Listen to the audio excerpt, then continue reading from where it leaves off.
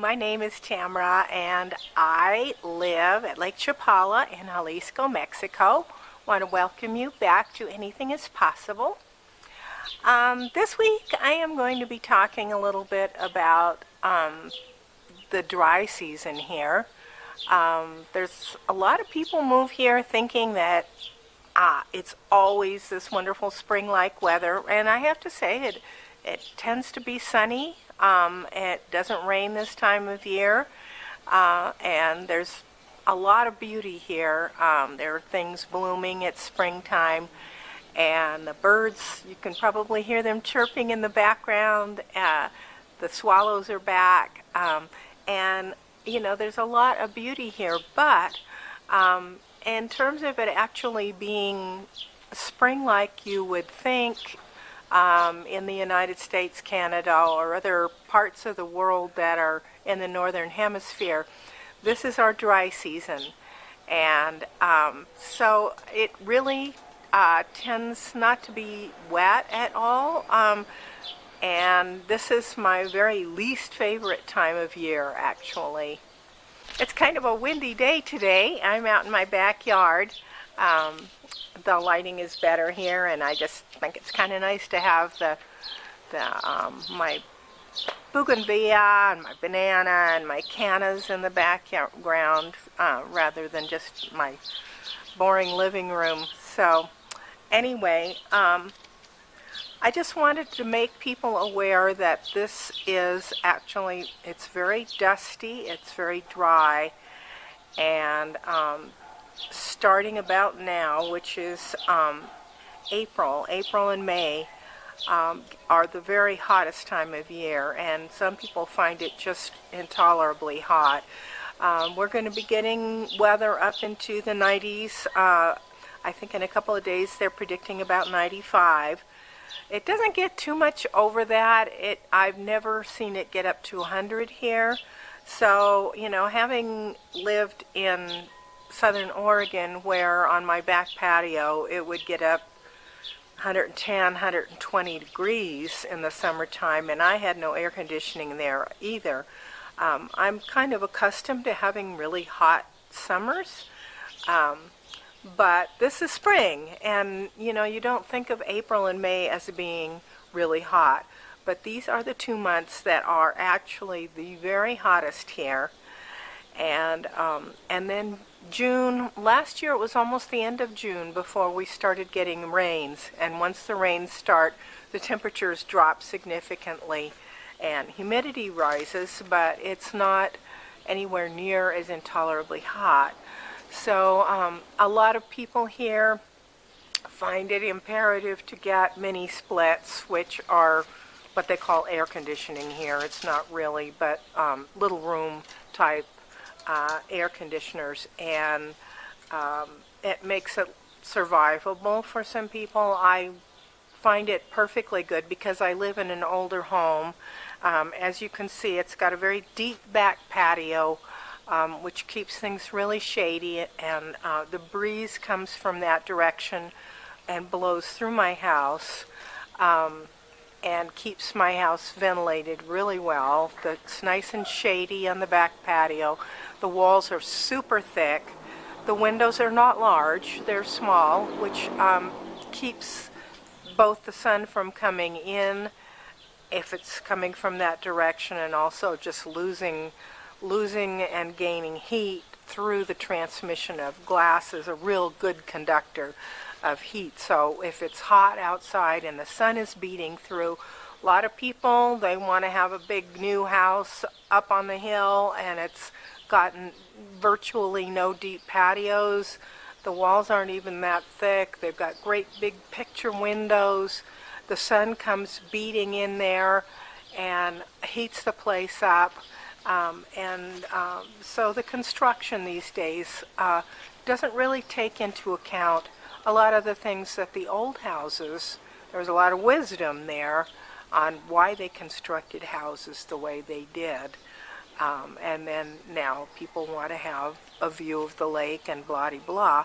Whereas with me, I don't have a view of the lake, but I do have my backyard, and when the sun goes down about this time of day, which is almost 5 o'clock now, the sun is getting low and the breeze is pretty strong today, and sitting out on my back patio is just really quite lovely.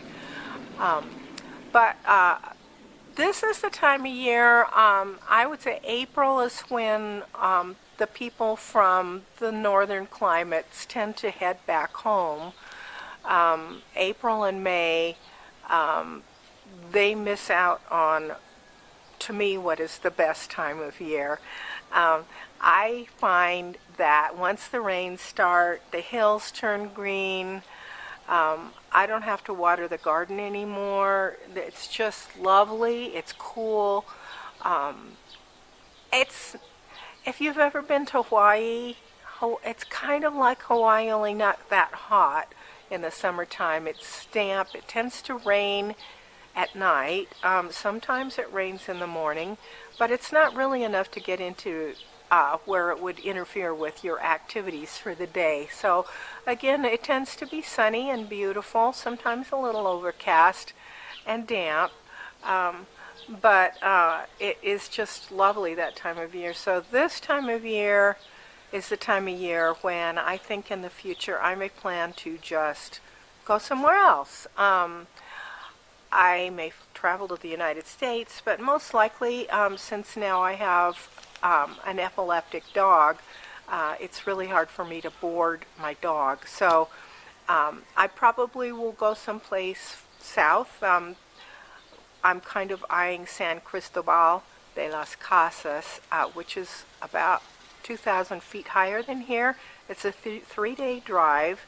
It's down near the Guatemala border, and it's supposed to be just a beautiful town. And it gets rain this time of year, and it's about 10 degrees cooler. So, I'm kind of in the back of my mind thinking, maybe this will get to be a habit where I would find a place where I could stay for a couple of months down there. I take my animal family with me and just enjoy some cool, damp weather. Or fly to the United States and visit friends and family up there and enjoy spring, which is gorgeous and blossoming in the United States, whereas here it is kind of a couple of months that need to be endured. So lately I have been sick for quite a while, and I wasn't sure what was going on. We had a very big fire in the hills, and seeing as how it's very dry, any little thing, turns out this one was caused most likely by a couple of farmers that were burning something in their field, and it got out of hand. They called the fire department, and it took them a while to get there, and by that time the winds had kicked up in the afternoon, and the fire got out of control, and it burned for days. I mean, it's not as bad as Southern Oregon because we don't really have these, evergreen forests of huge trees that go up in flames. But we do have a lot of grasslands, a lot of chaparral, a lot of bushes, and low-growing trees that get quite dry this time of year. So they're very flammable, and they burn quickly and hot. And I have to say it's kind of sad because the fire departments here are just pretty ill-equipped. They had one helicopter, had a dipper bucket, and there was a little lake nearby in Ixtlahuacan where they were dipping water and going, but it's like one helicopter with one dipper bucket, and these poor guys, they don't get paid very much, first off, and they just fought like crazy, but it was very steep terrain and unable to really get to the fire, so pretty much they had to just create fire breaks and try and hope that the fire wouldn't jump those. And then it was almost like every evening, it's like late afternoon, the winds kick up and the embers would fly, and there'd be new hot spots and new flames, and I could see it from my house. the hills behind me where it was burning, and the smoke wasn't super thick here, but I could smell it, and the people in Chapala could smell it, at least for part of it. And of course, Ishluacan was quite smoky. It was really hard because they just don't have the equipment. I'm so used to living in Oregon where they could declare a state of emergency, and firefighters from across the country and even from other countries would come and help fight our forest fires. And we had bombers that would, unfortunately, they would put these swaths of fire retardant down, just dump this on the ground, on the trees, and the fire wouldn't burn anything that had gotten the fire retardant. It's really kind of sad because the fire retardant is highly toxic. Nobody seems to talk about that, but it gets washed into the streams and the lakes, and all the wildlife gets exposed to it, and it's not a good thing. So in a way, fighting it the way they do here is more natural. But it's slow going, and now the fires are out pretty much, but there's constantly, like just yesterday, there was a house fire that was just in the next town over, and little fires get started. I mean, even a bottle on the ground in this dry grass can get, the sun shines on it, and it can start a grass fire. So anyway, this is fire season here up until when we get the rains, and it's a little tough to live with. But what I found out, since I was feeling just so sick, I mean, I was coughing, and I had some congestion and headache, and I just felt horrible, and it wasn't going away. I mean, it's been a couple of years since I've seen a doctor, and I felt so bad. So I went to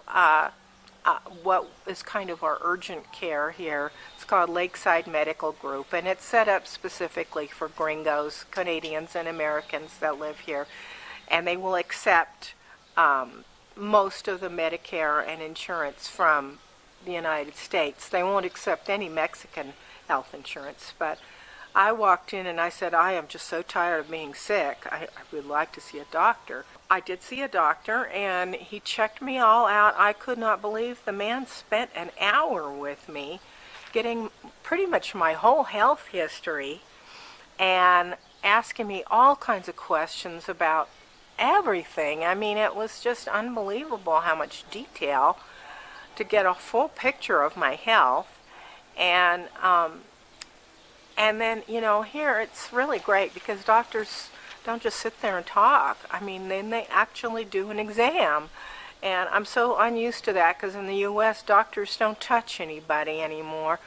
But he got in there and he's listening to my lungs and my heart, and took my temperature and looked in my ears and my eyes and my mouth, and he says, well, you're not sick. And I'm like, huh? And he says, your lungs sound really bad. And he said, you're wheezing. You've got just a lot of problems with your little air sacs in your lungs are having a real tough time, trying to absorb oxygen, and they're very congested and inflamed. And he said, my guess, and just looking at you, he said, it doesn't look like allergies. It looks like probably you're super sensitive to smoke. And I thought, well, that really makes sense because, I lived through so many summers of wildfires in Oregon. He gave me just this long list of probably 8 different things, an inhaler and antihistamines to take at night, and nasal decongestant, and cough. It wasn't for cough. It was actually supposed to help with the phlegm, in my throat and my lungs, and help loosen that up. And then there was some kind of fizzy beverage that he gave me. I think that might have been antihistamines too. But I mean, it was a full-on, attack on this stuff to try and get me so that I could breathe easier. So after all that, it turns out that some of the stuff, especially antihistamines, really bothered my stomach. And at a certain point, I just quit using all of these prescriptions and started going with kind of more natural approaches. I found that using a neti pot with refined salt, you've got to use refined white table salt, um, and then just breathing steam over a pot of water with a towel over my head, breathing deeply and getting that steam down in my lungs really helped. I ordered a really super good air purifier off of Amazon that actually measures the particulates in the air and will ramp up or down um, the fan so that if there's more particulates, it will work harder, and if the air is cleaner, it doesn't work so hard. So it's energy saving. I closed up the house to keep the smoke out. And then, actually, early on in the season, when things just start getting dusty here, probably about the end of February, I started putting up, I got some quilt batting actually at a estate sale, and I cut that to fit inside my screens and taped it up there with masking tape. It's not beautiful, but it lets the light through.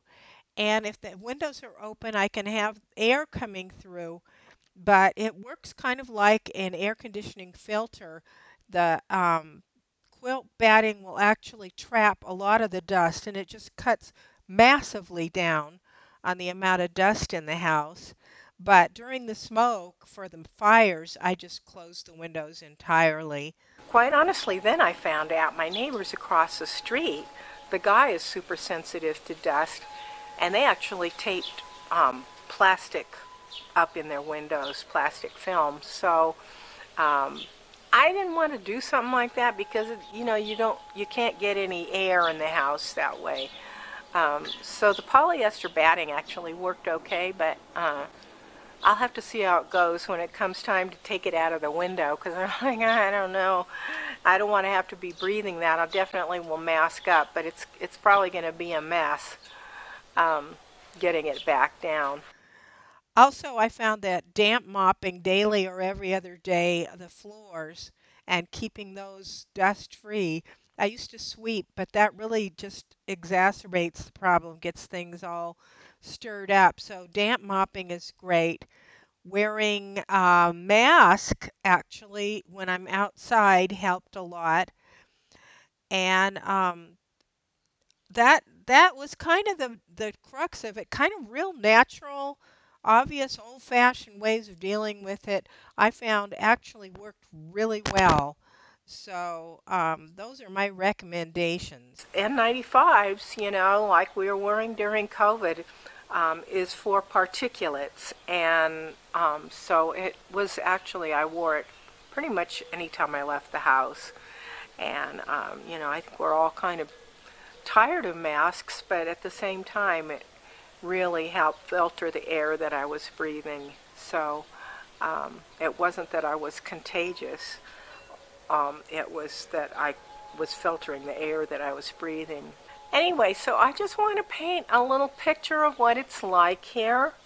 Um, this time of year, like I say, it's very dry. The lake is getting extremely low, and we aren't done with it. I mean, here we are. We're just the beginning of April, and we have probably at least 2 more months to go.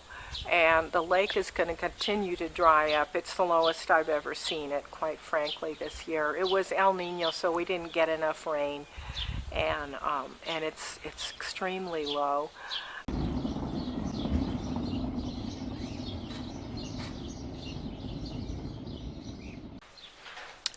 So there's the dust, and there's the smoke, and there's the low lake level, and there's water shortages.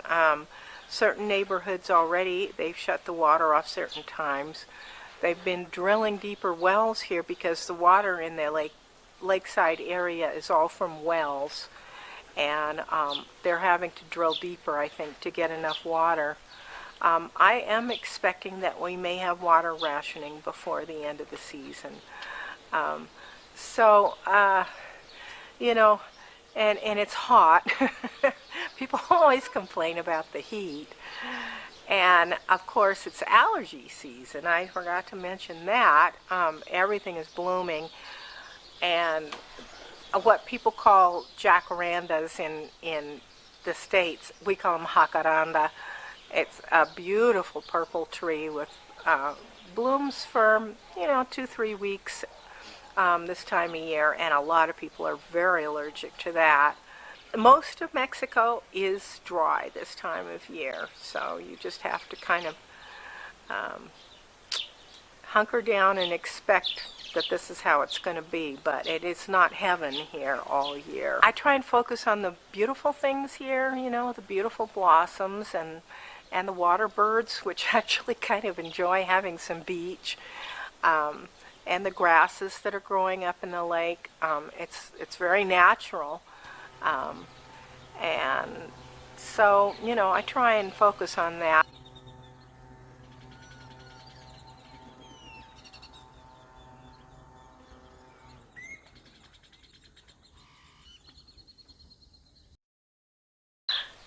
So if you have any questions, go ahead and drop them down below. I'll try and answer as best I can. But anyway, this is how it is here now, and I hope you have a really nice spring wherever you are, and I will see you next time. Thanks a lot for watching.